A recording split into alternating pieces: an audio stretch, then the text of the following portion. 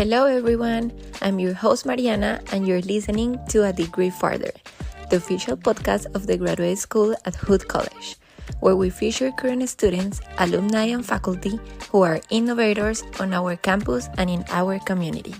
Hello everyone, today on A Degree Farther we are joined by a local entrepreneur and proud Hood College alumnus who's making waves in Frederick's small business scene. He is Adam Weintraub. Adam is a recent graduate of Hood College MBA program and a true double blazer, having also earned his bachelor's degree in integrated marketing and communications. During his time at Hood, Adam took full advantage of the ALTY scholarship, building a strong foundation in strategy, branding, and innovation. Now he's putting that knowledge into action as the owner and curator of Two Coats Vintage, a thriving business where he buys, sells, and curates premium vintage clothing. Adam blends business savvy with a sharp eye for style, turning his passion into a growing local brand. We are excited to hear more about his journey from the classroom to the entrepreneurial world, and how his Hood experience helped shape that path. Welcome everybody, I hope you all enjoy it as much as I did. Alright, hello everyone, welcome back to A Degree Farther. Today we are with Adam Weintraub and we are so happy to know you. Thank you so much for taking the time to be here. We can start by, as always, talking about your Hood journey. What drew you to the MBA program, and how has your experience been so far? Sorry. Obviously it's been great. I graduated, so that was great. But I wasn't originally going to do my MBA. It just kind of came from staying with sports. So I played lacrosse at Hood in my undergraduate, and my coach basically just asked me to come back to play another year because of COVID. So we had like 2 extra years of eligibility. So it kind of just came from that, and then towards the end of me graduating with my undergrad, that's when I kind of really started taking my business seriously. And yeah, so I'm thankful for staying because I learned a lot of stuff that I apply now with my work. So Yeah, can you tell us a little bit about that? We know you are the owner of Two Coast Vintage, right? So Mhm. Yeah, we would love to talk about that a little bit and how your MBA helps you in your work and vice versa. definitely. Um, well, so um, you know, you learn business from a surface level through your undergraduate years. There's a bunch of different types of classes where it's like accounting or finance, and you're learning like the basic things. And that's all kind of stuff that usually goes right over your head because you're still kind of figuring out like what you want your main classes to be. So I did IMC, which is integrated marketing and communications. So that kind of just gave me a foundation about like how to understand media and business from a more like um, a different level when it comes to scalability, like with having your own business. And so a lot of IMC is mixing in communications and, doing a lot of your own marketing. So, and that's a lot of what your own business is. I'd always been selling clothes online. And then my sophomore year, I just needed to make more money because as an athlete, it's very hard. There's no really ways to find jobs. So I've always been into clothes. I started selling them my sophomore year. Just kind of kept doing it on and off. And then I got to a point, I think my last year of my MBA playing lacrosse, where I was like, okay, I'd rather be doing this than being in school and playing lacrosse. So, kind of just vowed to myself once I was done, I was just going to go all in with that. And obviously I had to like sell my family and, my significant other on that whole idea of like how I'm going to make money. And, without my MBA, I don't think I'd be able to understand the things I understand having my own business because it's just, you have to know everything. And I think give like obtaining my master's kind of just gave me a step up from everyone else. And it's like if as an entrepreneur you have to go into it knowing like you may fail. So a lot of it's like failure, but having my MBA is like a nice little safety net. So if it doesn't work out, I can always get a job with a company because I have this credential. So Mm-hmm. Is there any particular class or any project or any conversation that you had that directly influenced your work with Two Coast Vintage? Mhm. I wouldn't say so. I mean, I kind of came to Hood having a love for fashion, but I started my first year of college. I was at Oregon State because I'm from the West Coast. So I went somewhere closer to home, and that was Oregon at the time, from California specifically. So it was closer to being Oregon, and it's a huge vintage scene out there. And a lot of people that I went to school with out there were fashion majors and doing a lot of stuff with clothing then anyway. So that kind of sparked my interest a little bit more because I had a lot of interest in it in high school, but when you're playing sports and you're so focused on like my first year, just focused on my social life. I didn't really have I wasn't really thinking about my career as much as I should have been. But if I were to stay, I would have obviously taken advantage of that. But I think coming to Hood kind of, there's so many people doing that out there. It would have been like, you know, it would have been a lot more difficult, a lot more competitive. But being at Hood and kind of going on that route, the only other people doing what I'm doing kind of just become my partners with it. And the only person who was doing what I was doing when it came to clothing was like my roommate, and he has a clothing brand, but I'm reselling stuff, so nobody's doing what I'm doing. So I kind of just had a clear way of getting my foot in the door there and just getting more ingrained with the fashion community in Frederick and like DC and Baltimore. Mhm. So traveling, doing events. So What have been some of the biggest challenges and yeah, like the things that you feel that they were big challenge, but then they became in rewarding moments for you as a business owner? yeah, I mean, as an entrepreneur, like I just saw this in a TV show, but every dollar does count, so I have to like even when I go out to the bar, like I'm putting in how much I spent on my tab, like just really keeping track of my finances. And it's like if I don't make it, then I can't pay rent, you know. My girlfriend's not gonna be very happy about that. So it's like I have to be able to support myself and make enough money to support my lifestyle. So at first being full time, it was hard because you're not making enough money. And that's kind of why I went the vintage route instead of having like a clothing brand because, starting out with a clothing brand, you have to be, ready to finance yourself. But doing vintage is just a cash business, basically. It's very easy to buy and sell stuff. So, I mean, challenges, it's just figuring out a way to make the same amount of money every month. So it is a real job. And at first that was really hard, but now I'm at a point where it's like, scalability, like do I want to go big and have a store or do I want to just keep doing what I'm doing and be a wholesaler? And that's kind of the lane I'm moving into right now is just being a wholesaler for other businesses. So that's kind of where I'm at right now, Mhm. which is working for me. If it isn't broken, don't fix it. But I'm sure there'll be a point where I'll want to open up a store and grow it more, but just taking it very slow and just trying to make as many connections as I can because that's what it's all based on is just who you know. So So something you will recommend is probably network and peace, like being totally. slow, Yeah. but sure. Yeah, I mean, for me, there's two different lanes of it. There's like an online platform and an in-person, and I do more in-person stuff. But making connections kind of gives for me, it's like I have a consistent group of buyers, like people that are always going to come to me for stuff. So like establishing those connections. And then there's other types of connections. Like I do a lot of flea markets, so I have to be really good with the people that run the flea market. And it's a newer business, so like people are always trying to collaborate and stuff. So you have to just kind of figure out who's BSing you and who's being serious. So it's like you have to just, and half the time you're BSing people and you have to take other certain people seriously. So I think it's just kind of navigating personalities and like understanding who is, like-minded with you and who's at your level. Because there's people that are starting out that aren't at your level. There's people where you're at. And the way I see it, it's like there's so much more to go. So it's like meeting people definitely helps you grow. Mhm.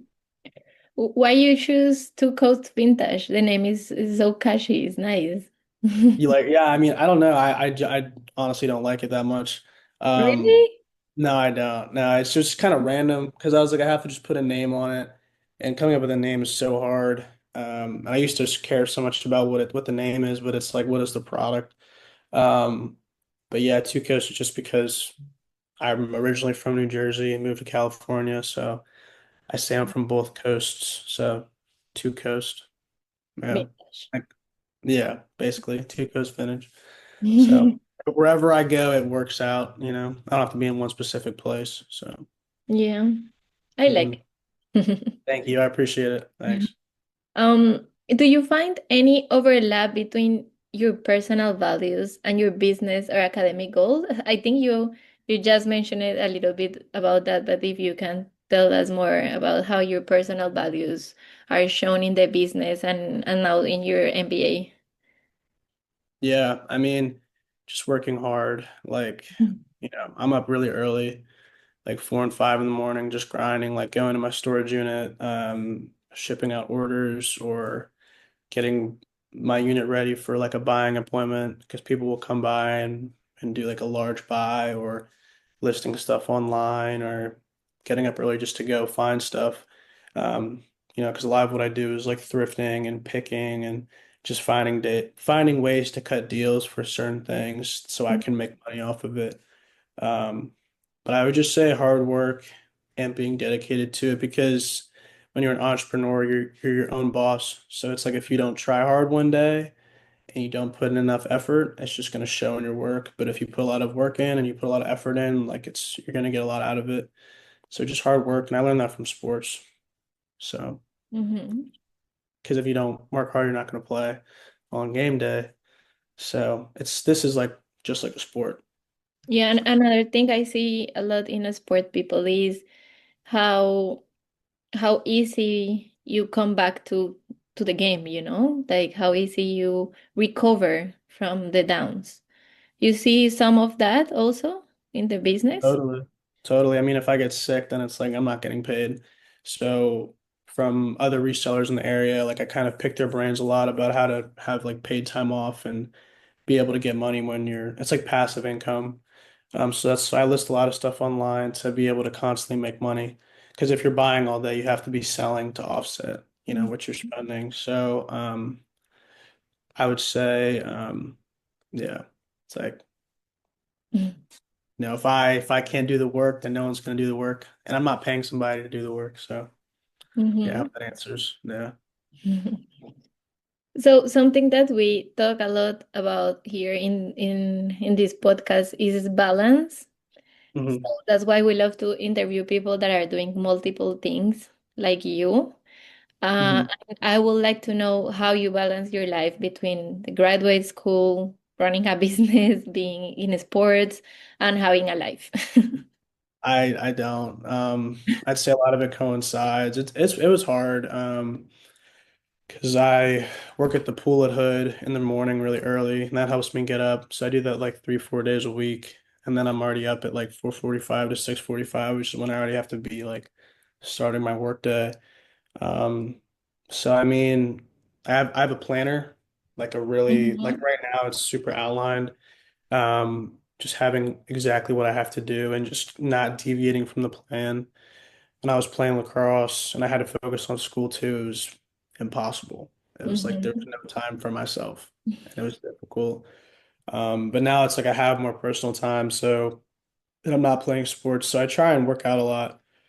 It's definitely easier to balance now.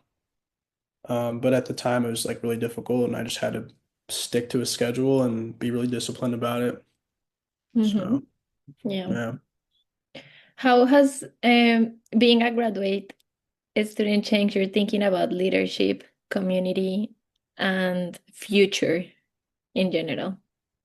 Yeah, I mean, I guess, there's a lot of skills I've learned about how to manage, I guess, myself and other people because I'll have some of my friends work for me. Um, so I think just knowing every single part of business, because if you can teach someone your business, then you have a successful business. Mhm. So I'm able to pay some of my friends sometimes, and I have friends that do their own thing. So I try and influence them like heavily on doing their own thing and give them pointers all the time because I don't want to just be growing by myself. Like I want to see my friends grow with me, and then there's constantly people to work with. Um, so a lot of who I work with now is just a lot of older people, naturally, but I'm sure there'll be a point where a lot of the people I work with are my age. So Mhm. Yeah. What's next for Two Coast Vintage? Well, right now I'm just more of a wholesaler and I do my events. But hopefully I'll be able to open up a store within the next year or so. Kind of what I'm doing right now is just buying for a store in Frederick. I'm kind of just learning everything I can about retail from that point of view, because doing flea markets is, a microcosm of what retail is, but seeing it actually like what a store really looks like, the way it needs to be set up, like how you need to buy things, how you need to pay for things. It's a lot easier at my age to kind of watch someone else do it, see their mistakes, and then when it's my turn to go do it, I'll know where to, I'll know how to navigate it a lot better. So right now it's just wholesaling and doing my flea markets, but hopefully there will be a store in the future. So discounts to hood students. So that's the goal. Yeah. Yeah, and if you could recommend Hood College, like the MBA Mhm. master, to who you will recommend it? Who will be who will be happy, or for who it will be useful to study this master? I would say anybody that like wants their professors to know them by name. If you go to a bigger school, you're going to be more of a number and it's going to be a lot harder to get one-on-one FaceTime. But I have some professors that I still talk to now. Like I'm meeting with a professor in a couple of weeks. He's my graphic design teacher, and I just kind of get his opinion on what I'm making right now. Because I have goals too of like having a clothing brand attached to my business, so there's merchandise. But I kind of get a lot of insight from him as well, just kind of people that have done what I'm trying to do on a freelance level. And there's a lot of professors that do that outside of Hood. So I'd say a smaller school, it's a lot easier to take advantage of that, and it's a lot easier to be known. Um, and it's really easy to build credibility from the ground to where you want to be. So I'd recommend it to anybody that wants a smaller environment and wants more attention. I'd say it's great for that. Mm, So I like that. mhm, And for those that are already a graduate students and mhm. are thinking about launching a business, what you will recommend to them? What will be your advice? If it makes sense, just go for it. If you're gonna make money off of it, just go for it. Because if you don't do it, you're just gonna regret it your whole life. So just go for it while you can. Yeah. Nice. Anything else you would like to add, to say before Um, we say bye? I mean, I'm just appreciative of being able to attend Hood. It wasn't my first choice in colleges, but I think I came there for a reason, and I've stayed there for a reason. I've been there the last 5 years. I wasn't sure if I was gonna be there after the first year because it's a smaller environment, but just kind of sticking to it. Eventually, Frederick kind of blossoms to you. Like there's just so much opportunities here, and everything is a pipeline to Baltimore and DC if you meet the right people, because everyone's come from there. So if you talk to the right people, you'll be able to go out there and, really just find more by starting in Frederick. So, yeah. Thank you so much for your time, for being here. We finally made it. Thank you. Yeah, definitely. Of course, glad to have done it. Thank you. Thank you so much for listening to A Degree Further, the official podcast of the graduate school at Hood College, where we help you go farther in your life, in your career, and in your community. Be sure to tune in next time and to catch up on all the latest episodes. Visit hood.edu/a degree further. I'm your host, Mariana, and thank you so much for listening.